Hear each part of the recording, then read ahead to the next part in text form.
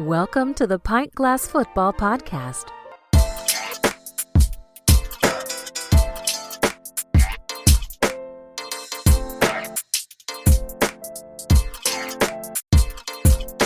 What's up, PGF Nation? We are back. NFL Week 4, College Football Week 5 in the books. We're going to give you our biggest takeaways.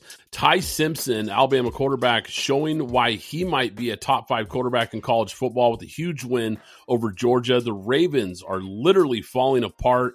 Lamar Jackson still struggling in big games. We'll talk about it. The debacle on Sunday Night Football, Oregon, Penn State in the double overtime thriller, plus a whole lot more. I'm your host, Brad Fowler. Here with me, as always, my co-host, Alex Higdon.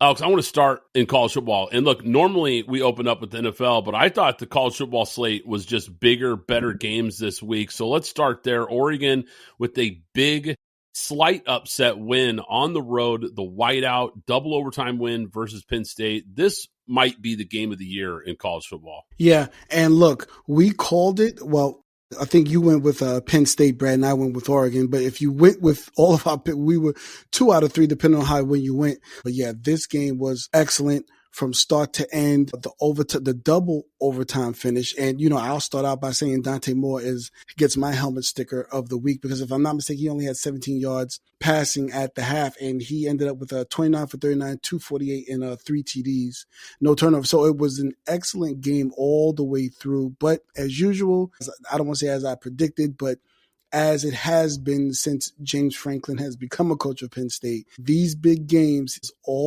he falters somewhere, some way, somehow. And then Drew Allar, that last interception where I don't know why they tried to give him the excuse saying that the background of the whiteout confused them with the white jerseys of Oregon. I didn't understand why they tried to give him an out on that. He just threw a bad pass. I want to jump back first because I'm with you. Dante Moore was unbelievable. And I thought about giving him the helmet sticker as well, but I'm actually going to give the helmet sticker to Dan Lanning. Having his team ready to go in this environment, everything down to the details of the silent count. They only had 2 false starts in this game. They were really clean, ready to play in what I think might be the most hostile environment in all of college football. Look, I heard Urban Meyer talking on, I think it was Fox Sports, about this game, and he said, look, he coached in the Big Ten. He coached in the SEC, obviously Ohio State and Florida. This guy has coached in some of the biggest, baddest environments in college football, and he said the whiteout is the loudest, toughest place to play. He said he thought LSU was the toughest until he played there.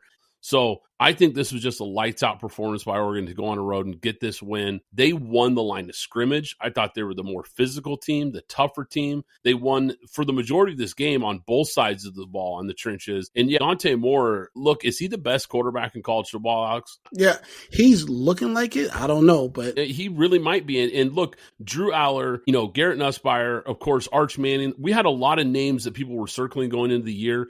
Dante Moore was really flying under the radar as far as one of those quarterbacks to kind of watch this year. And he is climbing the ranks while some of these other guys are kind of falling to the wayside and starting to look like maybe a Heisman contender, which I don't think anybody would have thought going into the year. Now, look, this guy was a big 5-star quarterback prospect coming out. He started his freshman year at UCLA, ends up transferring to Oregon, sits on the bench last year behind Dylan Gabriel, learns the system, learns the playbook, waits his turn to become the starter at Oregon. And I think it really paid off because he looks so poised. He looks like a veteran quarterback who has been in a bunch of these situations, even though really that's the first big road test we've ever seen from this guy. And I just thought he was absolutely lights out. And look, Oregon, the reason I picked Penn State in this game, even though I think Oregon's a really talented team, they're a young team. They've got a lot of freshmen. Their best wide receiver is a true freshman, DeCorian Moore, the 5-star. Shout out to one of our friends of ours and a guy who listens to the show, B-Rob. He's a guy who lives in Texas, was familiar with this guy. He sent me a text over the summer. He said, Brad, DeCorian Moore is the real deal. He said, watch out for this kid. And, man, he has been lights out for Oregon.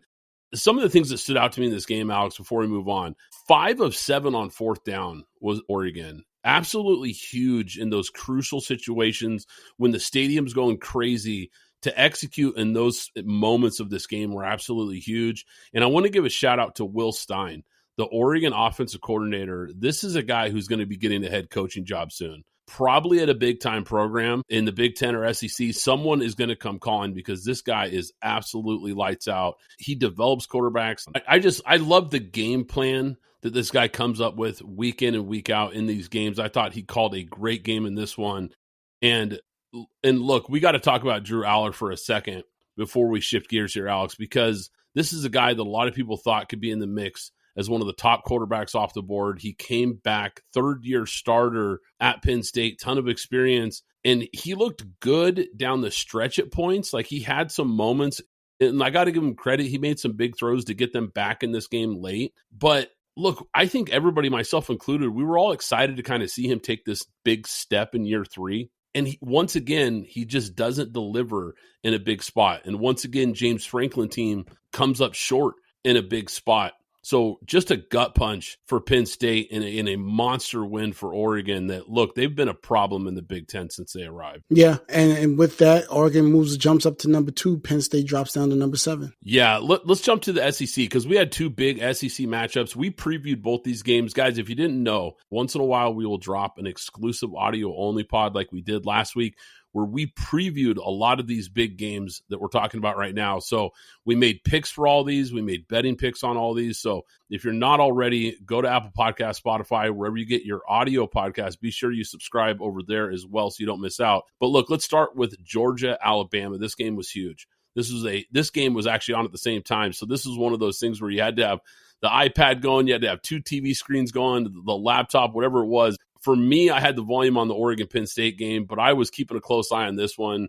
And look, what stood out to me, Alex, was Kalen DeBoer flat out coached Kirby Smart. Kalen DeBoer came in with a game plan, and he really, 2 years in a row now against Georgia, he's had the superior game plan going up against this defensive staff with Kirby Smart in Georgia. Yeah, I mean, like you said, 2 years in a row, this is a guy who they're talking about buying out at some point because Alabama fans are upset, and just year after year, he's beating Georgia. And that, for lack of a better term, the way that this team is grown and still young and building, that's their Super Bowl for the most part. But having a young team, having a Ty Simpson who's coming into his own, I believe he sat for 2 years, if I'm not mistaken. Now he's here as a junior.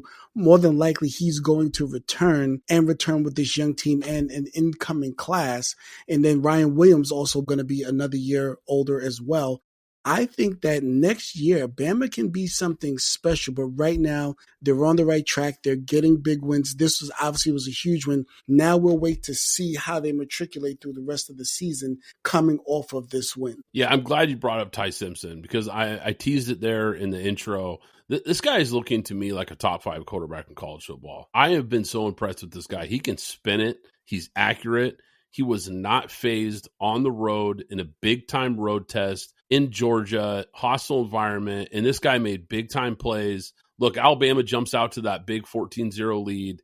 They were able to kind of hold on there at the end because it was a scoreless second half, but they hold on.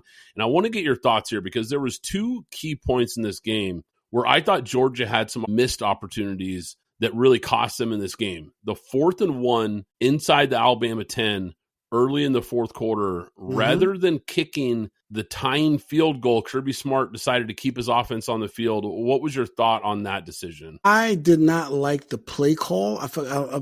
The person who ran it, but it wasn't Chauncey Bowens, who, by the way, had 12 carries for 119 yards. So that tells me they didn't run him enough. And then on that critical play, to not give the ball to that player who had been gashing them, especially during the second half, to not use him, I didn't understand the play call there. That sometimes coaches outsmart themselves. Now, the other one, and I don't think it was as egregious, but a little bit controversial. Kirby Smart also decided to punt on 4th and 13 from the tied 45-yard line. And look, he was banking on his defense to get one final stop. I understand, the thought process, but they couldn't stop Alabama. Game over. What was your thoughts there? Would you have liked to have seen them go for it there? I know it's 4th and 13, which is not easy, but, considering where they were on the field, considering the circumstances, what did you think of that call? That one, I honestly wasn't as mad at, because let's be clear. Bama didn't score the second half. So the defense was doing their job. So by that stance and you're looking at how the game is going, your defense is playing. 4th and 13, yeah, I'm going to take a chance that my defense can make a stand. Obviously, they couldn't. Bama didn't score the second half of the game and still won. That was even more telling to me for Georgia than anything else. I definitely agree with you because you're right. The defense had been playing lights out in the second half. You're expecting one last stop. It just, unfortunately for him, it didn't come, and Alabama gets a huge, huge win. Let's shift to the other big SEC matchup here, top 25 matchup, LSU, Ole Miss, at Ole Miss. Look, I'm just going to start with LSU here. Now, I know Ole Miss got the win. We'll talk about them in a second here. But look, LSU, they flat missed on the offensive line transfers that they brought in. We talked about how they were bringing in a bunch of new talent. They lost a bunch of guys on that offensive line to the NFL. So they had a lot of guys to replace. But the offense is bad. I mean, this offense is not very good. They can't run the ball. They can't protect Nussmeier. And when you watch this game, Ole Miss was consistently rushing 3 and dropping 8, and they're still getting home and getting pressure on the quarterback here. What was your thoughts on the game plan and just the lack of offense so far that we've seen from LSU this year? Because I think it's a little bit alarming. Yeah, I think we kind of talked about it last week. I believe it was a week ago or 2 weeks ago. It came out that Nussmeier has some type of abdomen injury that's preventing him from like really stretching out his core to get the ball down the field. But the other part of that is I can understand the offense. We have some of the quote-unquote excuses there, but the LSU defense, this was supposed to be revamped. They looked great that first week, and I believe the first and second week, and then it's just kind of gone down from there after that. The Florida game has kind of gone down after that. You know, where's Hal Perkins? This was supposed to be the rebirth. This is his year that he's looking to go to the NFL. I'm looking for the guy that's supposed to pop, and they don't have any pop on their defensive side either. So I understand the offense side, but the defensive side, which is healthy and bringing other players in, and Hal Perkins coming back and being, that fine two player all over the field, I don't see it. So the defense also has to be able to step up as well. We could talk about the offense, but the defense has to step up as well. Well, for the defense, you hold Ole Miss to 24 points. I think that they actually did a pretty good job from that standpoint, but they gave up 50% on third down. And I got to give a lot of credit to Trinidad Chambliss, this guy who's coming in, a former D2 quarterback who transferred in. Nobody knew this guy was. He's undersized, but man, he can spin it. And he's been playing really good in this Lane Kiffin offense. He also had 71 yards rushing as well. But though I want to jump back, though, to LSU's offense for a second, because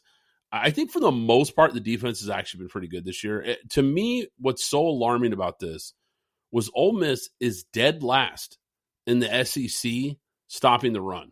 And LSU still couldn't run the ball in this game. And when you look at Nussmeier, only 197 yards, less than 6 yards per attempt. LSU doesn't have those high-flying receivers that we've really come to know and to expect from LSU. They don't have those type of guys on the outside right now. And it just left the defense to find a way to get it done, and they just couldn't make enough stops. But look, I got to give credit to Ole Miss because this is a big-time win. This is a big program win for them. This is a well-constructed team. It's a well-coached team. I want to give credit to Lane Kiffin because, man, he's got Ole Miss rolling right now. And this is a team that could be a sneaky SEC contender right now because the SEC feels about as wide open as I can remember, Alex. I mean, gone are the days of Nick Saban and even Kirby's run there for a while where he was really dominating. I mean, those days are gone because right now, I don't know if this is the Big 12 we're watching or the SEC anymore because this is crazy. Like every team feels like they've got a puncher's chance right now. Yep. And hey, enjoy it now at Ole Miss because Lane Kiffin will be the coach of Florida next year. Sorry. That's been your narrative, PGF Nation. You know it. I think he says it every week when we bring up college football. Of course, his Gators. But you could be right. And before we move on, you actually could be right about this because I have a feeling that documentary that came out just recently on ESPN about Lane Kiffin, it feels like a bat signal right now to the rest of college football. And there's going to be some big-time openings, and we know Florida's going to be one of them. I'm not saying, but I'm saying. Right. It could be one of those things where I think, because he's a guy that kind of had to rehab his image. And there was some big time job openings that opened up a couple years ago, Alabama being one of them, Oregon being another job that he was openly said he wanted that Oregon job. He wanted the Bama job. Those programs didn't even look at Lane Kiffin. They were not interested at all. And look, a lot of it has to do with the history, and I get that. But I think he's really really been trying hard to kind of rehab that image. And I think for the most part, I think he's done a really good job of it. And he's shown that he can coach at a big-time level, at a big-time program. So he's going to be a candidate out there for sure. It's going to be interesting if Ole Miss offers him a big-time contract extension to try to keep him there, if he's interested in staying there, or if he's actually going to jump to one of these more high-profile programs. No offense, Ole Miss, but yeah, it'll be really interesting. And I've got one last note here before we switch to the NFL. So Illinois just knocked Notre Dame out of the college football playoff. Now, you're probably wondering, what are you talking about, Brad? Illinois played USC. Yeah, I get that. But look, that win over USC is troubling for Notre Dame because now they're not going to have, more than likely, a ranked team on their resume. So they're not going to have a single win over a ranked team. They lost the two big matchups early in the year versus Miami and Texas A&M. They've got a pretty light schedule. USC was kind of the lone team that they were hoping would be really good when they faced them so that they would have a marquee win to kind of show the CFP committee like, hey, we're one of those teams. Even with 2 losses, we're one of those teams. I think, Alex, this is where not playing in a major conference has really killed them. And I think it might be, if they don't make the college football playoff, especially with only 2 losses, I think it's officially time for them to start rethinking about this independence because they're not going to have a conference championship game, which is going to hurt them. They're not going to have a big ranked win, which is going to hurt them. And we know the Big Ten has had an open invite for Notre Dame for all these years. There's been basically an open invite anytime they want it. I think they've got to really consider it if they miss a CFP with a 10-2 record. And they won't. And I don't believe they will. That NBC contract and all that money they just get to hoard for themselves is enough for them to remain independent. And I know we're about to switch back, but I do want to say to PGF Nation, Brad was 2 out of 3. I was 3 out of 3. Listen, they talk about our losses, Brad, but they never talk about our wins. I'll just say that. Yeah, insert the cash register noise right here. All right, let's shift gears to the NFL. And we picked some winners here too. We had a couple different picks here, but like you said, we did mostly winning on our picks here. And I want to start with Ravens-Chiefs. This was eye-opening. This was an eye-opening game here, and I think it's officially time to hit the panic button in Baltimore. Wow, the injuries are just piling up for this team. You feel bad for what's going on right now. It's kind of starting to feel a little bit like the 49ers last year, where this team just feels snake bit with injuries. And it might just be too much to overcome right now. They came into this game as the favorite, which we both thought was a little shocking on the road, but it just goes to show you, like, a lot of people love this team, myself included. Coming into the year, you could make a strong case that Baltimore had the best roster in football. And now they've got so many guys down, and for the first time all year, Kansas City's offense looked sharp, and I got to give them credit. They got it going. Xavier Worthy comes back. Holmes started playing really probably the best game we've seen him play in over a year and a half. And I don't want to discredit that, but I can't help but wonder how much of that had to do with the Ravens' defense just being that bad. I mean, look at what they've done this year so far. Other than the awful Browns offense, they've given up 41 points, 38 points, 37 points. Heck, even the Browns had 17 on them, and that's the most they've scored all year on anybody. The Lions, the week before, I thought, Alex, the game plan that the Lions came up with, I thought they really laid out the blueprint on how to defend the Ravens, and I think Spags took it and ran with it. Yeah. First things first, going into Sunday's games, the Ravens were last in yards allowed, which is the metric used for the worst defense in the league. And that's something from the inception of the Ravens since, 96, I believe. That's something that we're not accustomed to seeing from the Ravens, even when they're a good or bad team. That's number one. Number two, last week, Brad, we spoke about, is it time to start talking about John Harbaugh? Now, I think that nothing's going to happen to him during the season, but they need to address the defense and address the defense right now. I jokingly said, but I was half serious, you need somebody that's going to come in there and kick some ass, and his name is Rex Ryan. I'm not the biggest Rex Ryan guy, but if you're telling me for a year, your window is now. This is the window. The window to win is now. These windows for Super Bowl don't last long. It's hard to find a Tom Brady. It's hard to find Patrick Mahomes.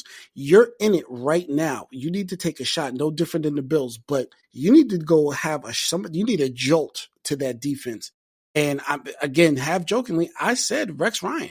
Rex Ryan's the guy that's going to come in there. He's going to bring some chutzpah. He's going to fire people up and get some things done, because right now they're not responding to Zach Orr at all. Yeah, and look, John Harbaugh, one thing he's done such a good job of time and time again is hiring coordinators. He's hit a lot of home runs on coordinator hires. A lot of his guys end up going on to become head coaches in the league or getting high-profile head coaching jobs in college football. We've seen it time and time again. He's just really good at pulling the right strings but I think he just flat missed on this one. Yeah. And it, look, not everybody bats 1,000. It just might have been one of those times where he missed on the coordinator hire. But I don't think the injuries are helping, certainly. I mean, this is getting pretty bad here. So I don't want to put it all on the DC. Yeah. And, honestly, with all the injuries, let's say they limp to the finish line here with 6 wins or whatever it ends up being.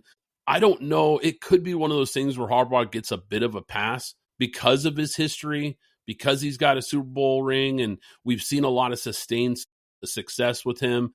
Maybe he gets a pass here and they say, look, the injury bug and all that, go get a different DC. We can kind of reset next year. But I think you're right, though. It's definitely something that I think is going to be discussed in the offseason. And the last thing I'll say here to shift to the KC side of things, we look at some injuries around the league here. Of course, Joe Burrow, that injury was devastating. The Bengals are toast. The Ravens, that was a devastating loss. And with all these injuries like we talked about, it looks like they're going to be out of the mix this year. Kansas City's looking around all of a sudden and has a much easier path in the AFC, not to mention the Chargers just lost Joe Alt, by the way. So now that team that started out 3-0, they lose 2 of the best tackles in football, and it's starting to really show because they had pressure all day on them. So now, you look at a team in their division that's suddenly gotten weaker, and KC's looking around going, okay, yeah, here comes the pathway to possibly another AFC run, but really it's just the Bills. The Bills are really the last AFC heavyweight standing right now in their way. So, look, I just get ready for it, guys, because I think we're going to see them again down the stretch here. But let's shift to the NFC. Eagles-Bucks. This was a game that we talked about. Obviously, 2 3-0 teams coming into this game. We picked this game. I was on the wrong side here. I thought the Bucks would kind of keep that streak going. Alex, you had the Eagles. This is one of the few games we were different on. Good pick by you. Philly came out just hair on fire. And I think they got tired of the media narrative that the Bucks had their number. You could kind of see this one meant something to them coming into this game. I mean, they get up big, fast in this game. Really just came out throwing some haymakers. Baker and the Bucks, they rally, make this game interesting, but it was just too little too late. The one thing I will say, though, this Bucks team, man, they just never give up. Fight.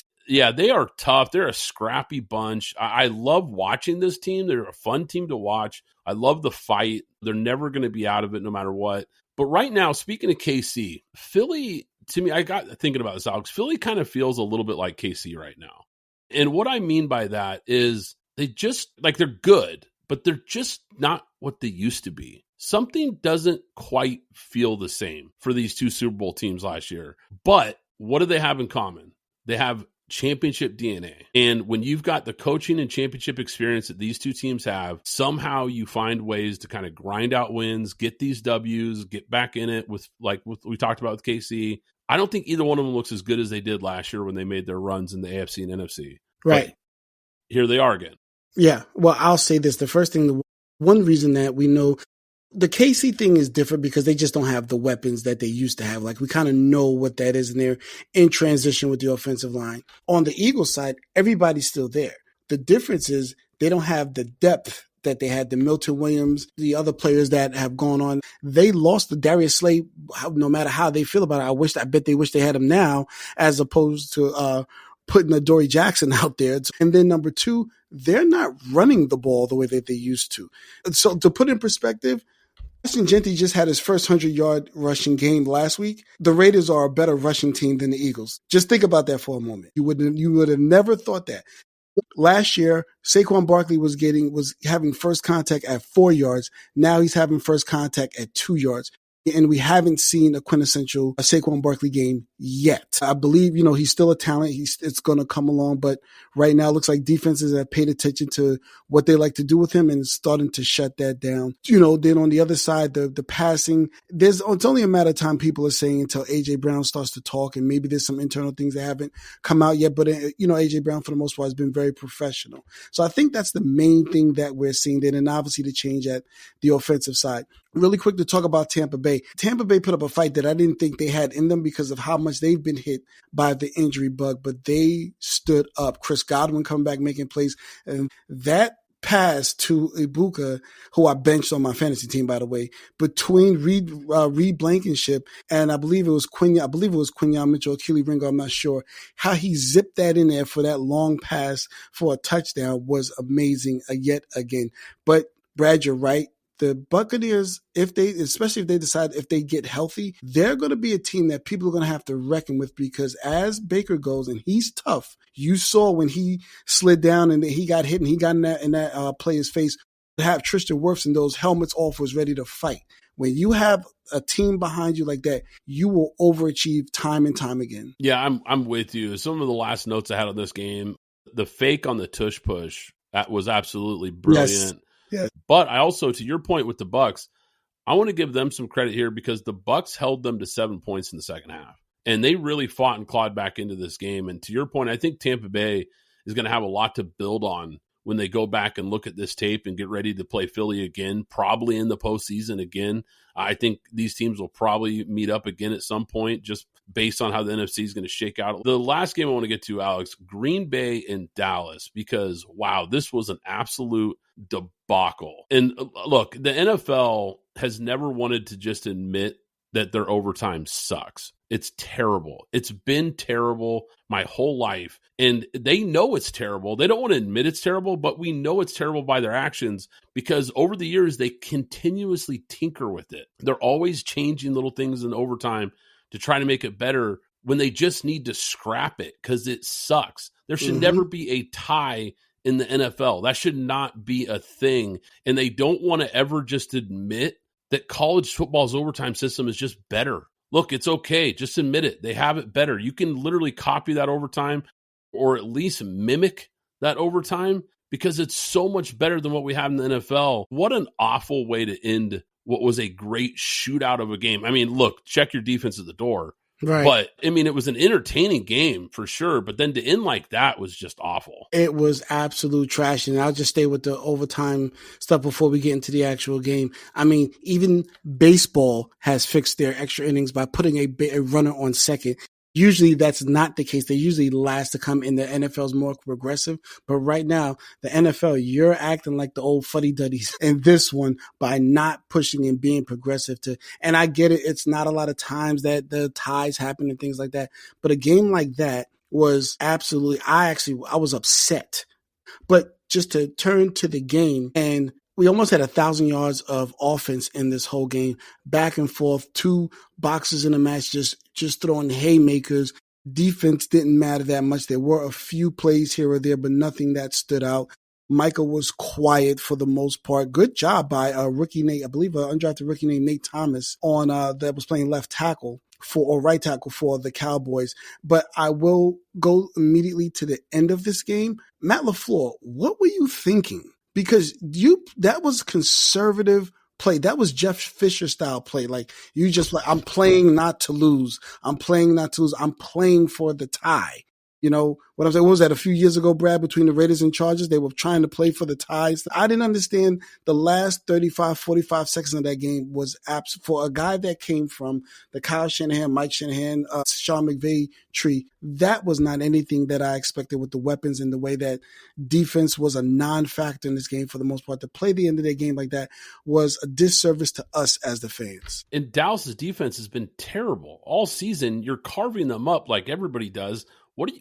What's the point in being conservative there? I'm with you. And another thing here, to go back to LaFleur, he would be getting killed today if that ball doesn't get batted with 1 second left. What were they doing late in that game? I'm like screaming at my TV. And look, I don't have a dog in the fight here. I'm not a Packer fan or a Cowboy fan, but I'm sitting here watching this game, screaming at my TV going, what are they doing? The clock is running down and they're trying to run a play. It made no sense to me at all. And they got bailed out on really a just horrible clock management by Green Bay at the end of that overtime. And they get bailed out with the 1 second and have time to kick it to, conserve the tie, which once again is just absolutely awful. And just to jump back real quick, because to compare it to what we saw in that Penn State Oregon game, how great was that overtime?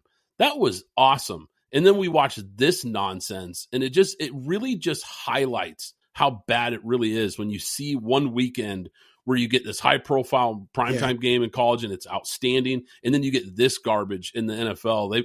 I think they really got to think about this in the offseason for sure. But look, I got to give Dak some credit. This guy has played so good this year. I got to give Dallas some credit in general because this team is not very good. This roster's not very good. Like, they have missing pieces all over the place. CeeDee Lamb's out, offensive line injuries. The defense is Swiss cheese. There was a million reasons for them to come in here and just get blown out.